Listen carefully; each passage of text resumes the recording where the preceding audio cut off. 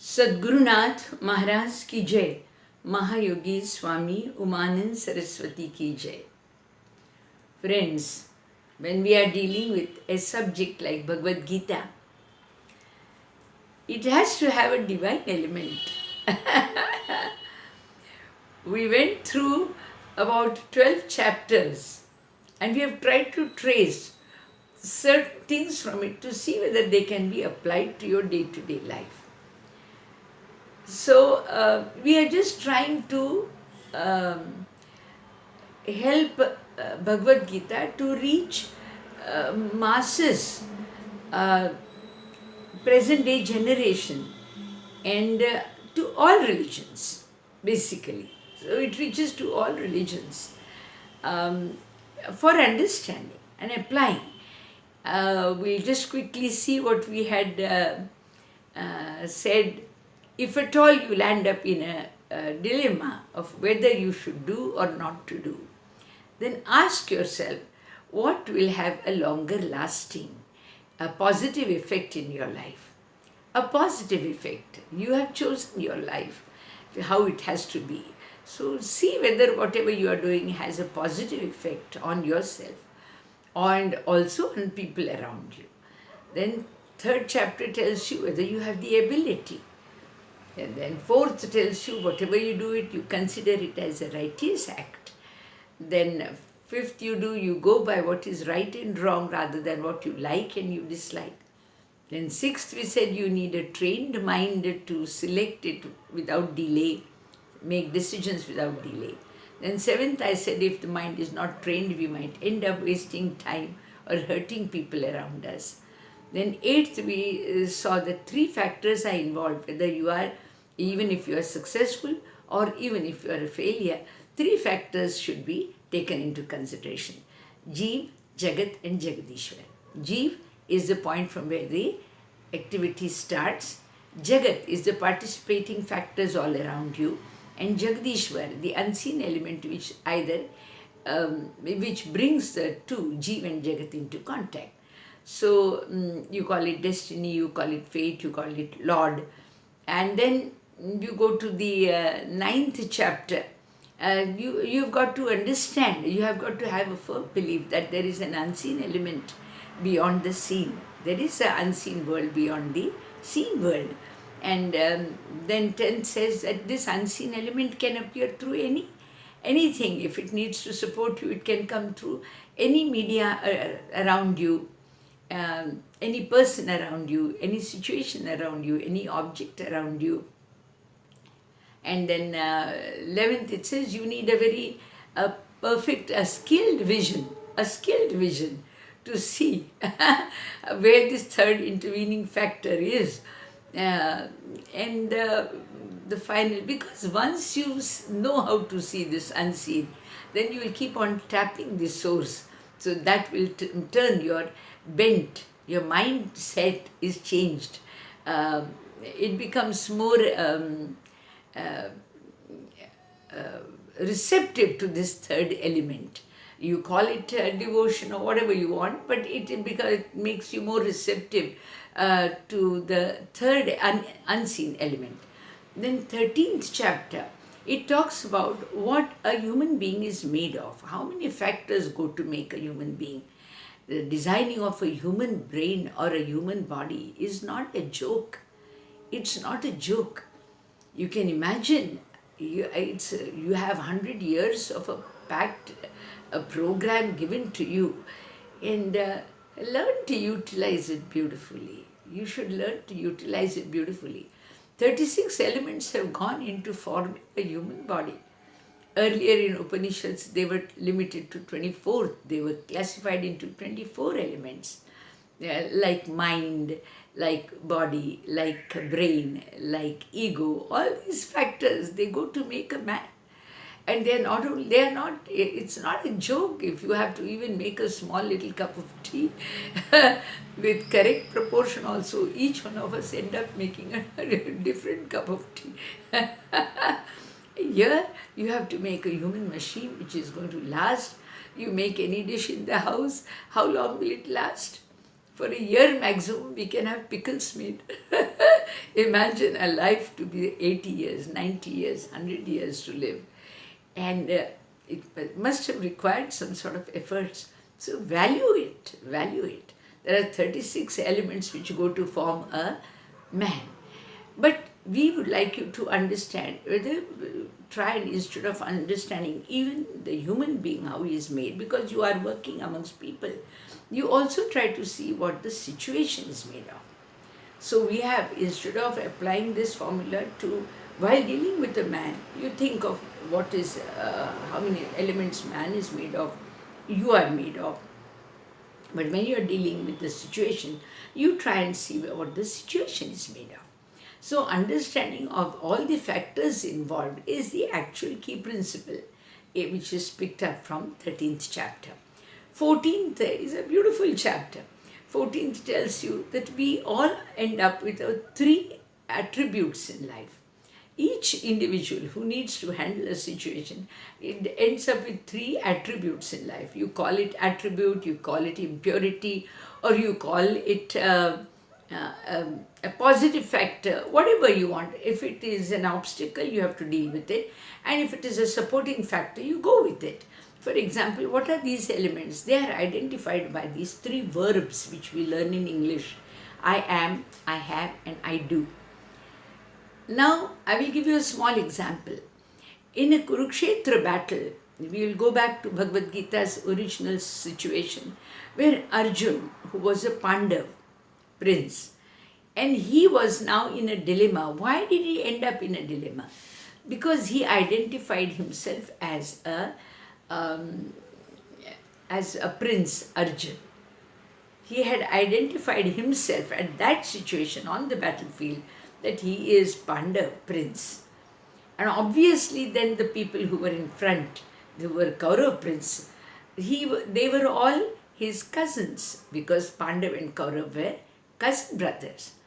And therefore attacking or having a war with them was unethical for his pure mind.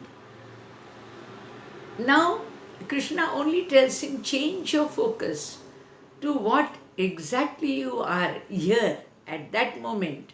You are a warrior. Who is in front of you? The enemy. Therefore, attacking does not make it difficult.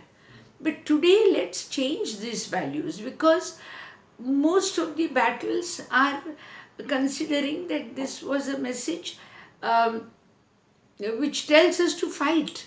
No, not really. It doesn't tell you to fight. It tells you to defend if need be. Of course, this part of the element has to be applied as the final resort, if at all. I would rather say even this could be dealt with. But this needs to be thought over by all of us. And the first, right now we will only deal with the topic that I am, I have, and I do. So when you identify yourself with it, when you are identifying yourself with the person who you are, then obviously you have, the next element comes up. I am a prince, so I have Pandav as my brother, and therefore my act of war is wrong.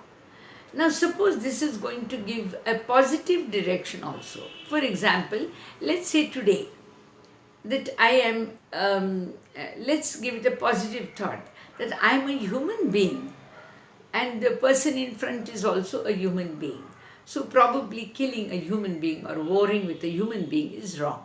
You can apply it in different ways and try to see whether we can apply these values correctly to our life. So I am, I have, and I do. These are considered as three attributes, that is Sattva, Raja and Tama. Of course, we need to apply it. As I told you, we are trying to apply and bring out the management principles for our day-to-day activity and our success in life.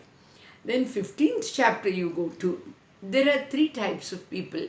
One who identifies himself with the body, one who identifies himself with the spirit, and the spirit who identifies himself with the knower of these two. So either you identify with the material world, or you identify with the spiritual world, or the third best is one who has identified himself with the spiritual world and applies it correctly to the material world. So friends, you have to understand matter and spirit both. Both you have to understand. Because we are a combination of two. We are a combination of two. We call ourselves as I am Radhika. The matter element is am. Radhika is the matter element. It has got a name given to a physical form. And I is the spirit element. So we are made of both these two, spirit and matter. So it is essential to know both spirit and matter. So whenever we are dealing with a situation, let us try to know exactly what is the spirit element in either in the situation. As I said, applied to either a situation or a person. So 15th element tells you one who knows both the spirit and the matter and is able to apply the principles of spirit to the matter or the principles of matter to the spirit, then you are able to understand and handle the situations much better. Much better. Now that is 15th. So you are called a more perfect person. So when you are able to understand, that is, have the knowledge and apply it correctly. Now there are people who are following instructions and without using their brains. Now try not to be a victim of situations where your brains are not utilized. You are given as a consciousness to use it. Yes, I think that's the better word I should use. That use your consciousness and then act accordingly. Don't be led by only the consciousness of others around you. You have your own mind, you have your own consciousness. You need to apply it to every situation and see whether whatever is being told to you to be undertaken as a job, as an act, as an activity, whether it is right. Then it could be just an argument amongst the union leaders and the boss, or it could be the situation handling. A man is a complex personality. Already we have said that we are made of 36 elements. Obviously we are not very easy. But if we know them, we will be able to deal with the situations better. So in 15th chapter, we need to know these three elements. What are you exactly? Are you there as a working person? Are you there as a family man? Are you there as a man in charge of the situations? Are you there responsible for the welfare of mankind? Or are you only for your own self-welfare? Identify your role first. And once you identify your role, then you'll be able to handle it better. Your role is very important. That I am has to be correctly linked. It has to be correctly placed with the situation. Now you have the 16th chapter. We are made of many virtues and vices. Situations all have plus and minus points. Now we have to learn to deal with this gracefully because I know we are all in managing life also. There are hundreds who are able to use virtues and vices. We are all facing, we also have virtues, we have vices. Then all around us people have their virtues and vices. Situations have their plus and the minus points. But once we understand them, we are able to deal with it. And let us try to see which are the virtues which will make you feel better. Will you feel better if you're called brave, compassionate, kind, understanding? Whatever values you would like to be known for.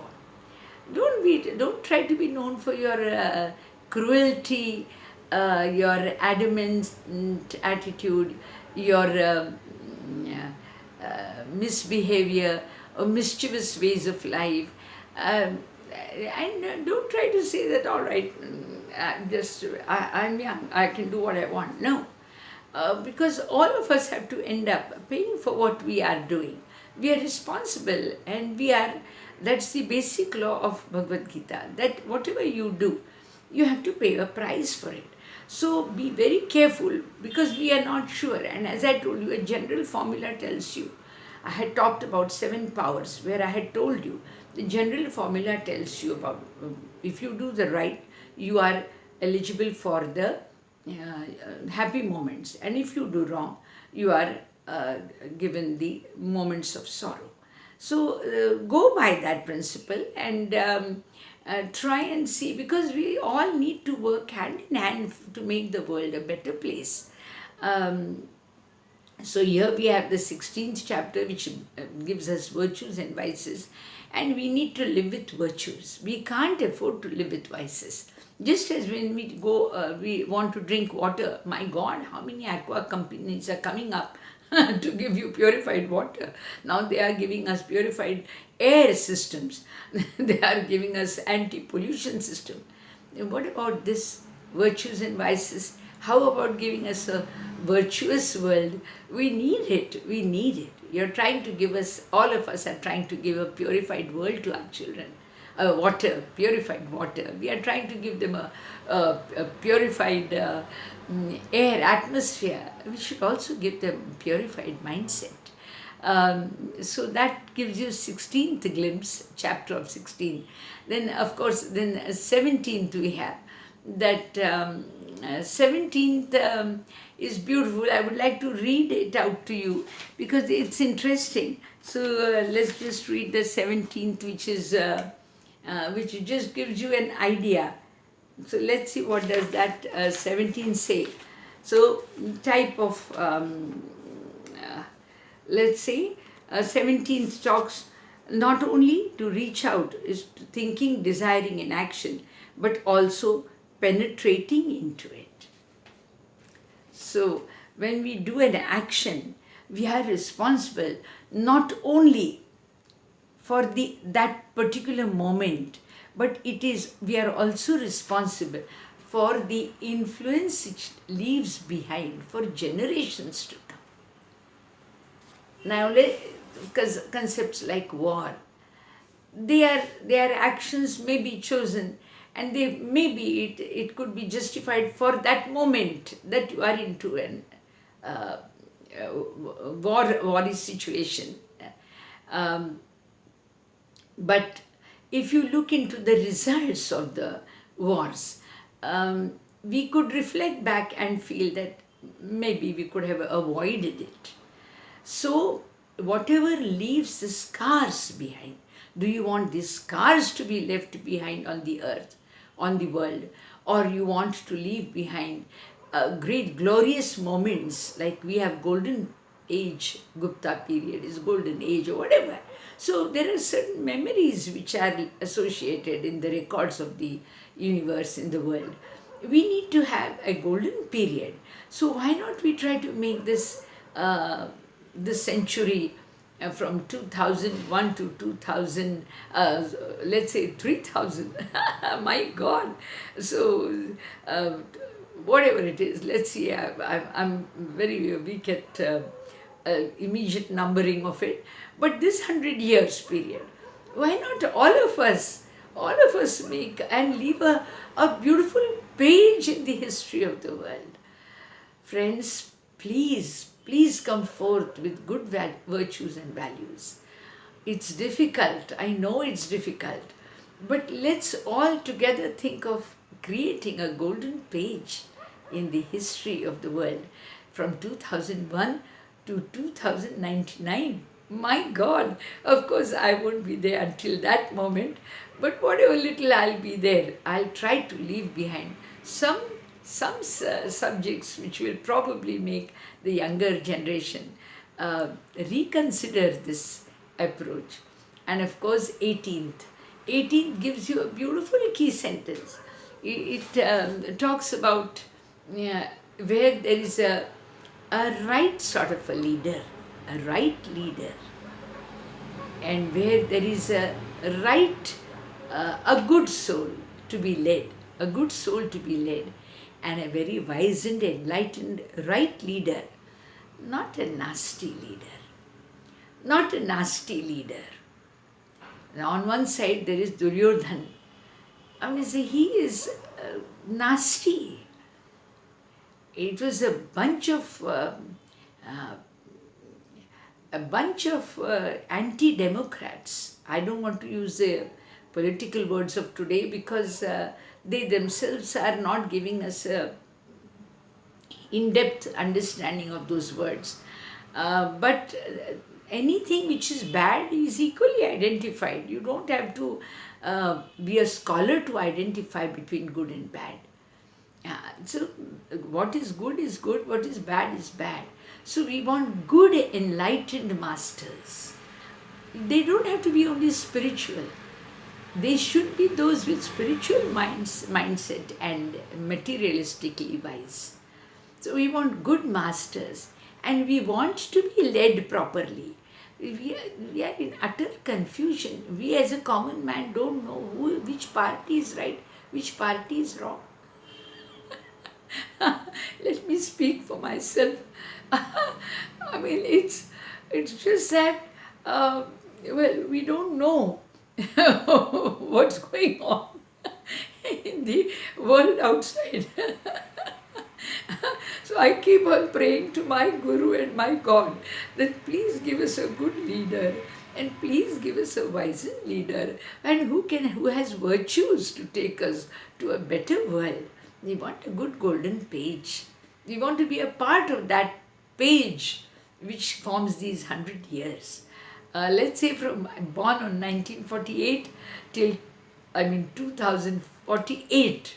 Of course, I may not live that long, but I want to be that particular age to be a good period, and I can depend upon Jagat for it. Of course, my Jagadishwar will intervene if I pray hard and I ask for it. So let us turn around and all of us ask to the intervening third power, which is divinity, which is God, to intervene in this world and try to bring the best out of mankind. Friends, Bhagavad Gita is a universal message. It is a message given to man. It doesn't speak of God. So it's spoken by a religious head, but it's a message for mankind. All those who are, please let me know how you like it. Those people who are a part and parcel of Hinduism and those who are also different than Hindus, we would like to receive, if you have appreciated it, criticism. No, I want something which will help me to make it better rather than end up into arguing. Friends, life is short. I have told you about management. Life is short and it is precious. Let's make the best of it. I'll be catching up with a lot of beautiful topics. We will be dealing with Upanishads also, and especially all dealing with yoga, which we soon start from 18th April. I'll be meeting my Marathi viewers on Monday, that is day after. We will continue with Shandilya Upanishad. This is Swami Radhikananda from Pune.